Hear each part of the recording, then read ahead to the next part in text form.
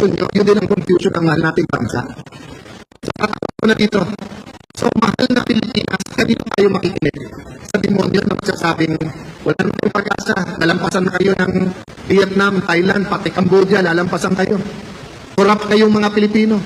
Kayong mga Pilipino, testing kayo maging alipin sa ibang bansa. O doon ba tayo nakikinig sa Diyos na nagsabing yung 10 milyon na sa ibang bansa, tinitingala nila? Best nurses, best doctors. Alam niyo, nung pumunta kami ng dating Pangulo sa Bahrain, marunong mag-Tagalog at may marunong na mag-Bisaya doon sa mga prinsipe. Bakit? Ang yaya nila Pilipino.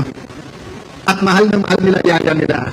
Gusto nilang matutunan yung salita o lingwahe nun. So young people, the future of the country is in your hands. But you have to know your identity in Christ.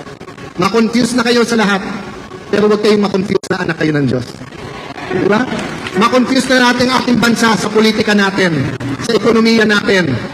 Pero huwag tayong ma-confuse na ang ating bansa ay isang nation na ang may-ari ang ating Panginoon. Thank you, Brother Bishop Uriel at sa lahat ng speakers. God bless you. Have a good weekend. I thank God for this opportunity na makasama kayo ngayong Biyernes ng hapon. God bless you all.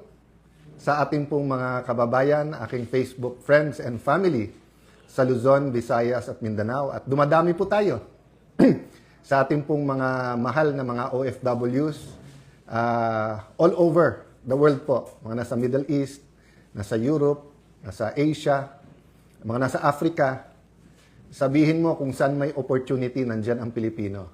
At pag nandyan ang Pilipino, kitang-kita yung Philippine excellence. I praise God for you, ating mga OFWs who keeps our economy alive, especially during hard times. No? Hard or good times, maganda takbo ng ekonomiya, very problematic economic crisis, nandyan kayo. But definitely, pagka nandyan yung crisis, yung remittances nyo, yung pagmamahal nyo sa inyong mga kamag-anak, yung pagsisikap nyo, kahit yung iba may gera na dun sa lugar nila, ayaw pa rin talaga umuwi. Just to be able to help the family and the country. So magandang hapon po sa inyong lahat. Monday po, SONA, State of the Nation Address. I've heard na from a few people, isang kaibigan na congressman, Congressman Erice, sabi, nag-ukwentuhan kami, sana. I also heard it from some host of Bilyonaryo news channel na SONA versus SANA. And I remember during the time of former President Gloria Macapagal Arroyo, I think yung opposition kami noon, nagamit din yung SANA. So I've been talking to some friends about what do you think SANA should mean? Diba? So, si Jeremiah Belica, Brother Jeremiah, sabi niya, leadership kasi is stewardship, eh, diba? Yung, hindi naman ikaw may-ari eh. Pag ikaw ay mayor, you don't own the city. When you're governor, you don't own the province. When you're president, you don't own naman the Philippines, diba? You're steward, katiwala ka. Sabi naman ng aking good friend na si Marie, get well and get well soon and get well very well because kailangan ka pa. Hindi lang ng iyong organisasyon but yung mga communities talaga na pinagsisilbihan mo. But Marie always told me na sa lahat ng Filipino words at lahat ng words na alam niya to describe a leader, gusto niya yung pinuno. Bakit niya gusto daw yung pinuno? Kasi sabi ni Brother Marie, ang pinuno kasi, pinupunuan. Kasi lahat naman may pagkukulang. Walang perfect sa mundo. Ang Panginoon ang perfect. Pero ang tao, despite us being made from the image and for the nature of God, we are imperfect. So, katulad ngayon, pasensya na po kayo, may pesting ahem. I really enjoy kasi my coffee. And sometimes I shouldn't have too much, pero yun yung enjoyment ko. Hindi ako pwedeng mag-enjoyment masyado ng pagkain kasi mabilis din akong lumaki. And katulad nito, it's been a very busy 2 weeks. So, napakahirap ng isabay yung research, pag-aaral, meetings, impeachment, debate sa ilan nating mga kasamahan, and debate with my own lawyers about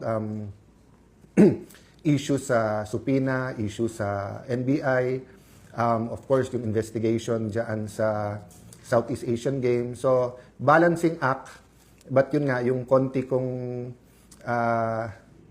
joys in life is a nice cup of coffee. So, dapat isa lang, anong oras na ba? Before 5. So, kaya lang nga, medyo napasarap and I wanted to try a different flavor. So, pasensya na kayo kung may konting pesteng ahem. So, going back, sabi ni Brother Jeremiah, stewarding national aspirations. Diba? Or stewarding a nation's aspiration. Diba? So, nasabi ko naman sa kanya, stewarding a national agenda. So, yung national agenda, yung may plano ka na.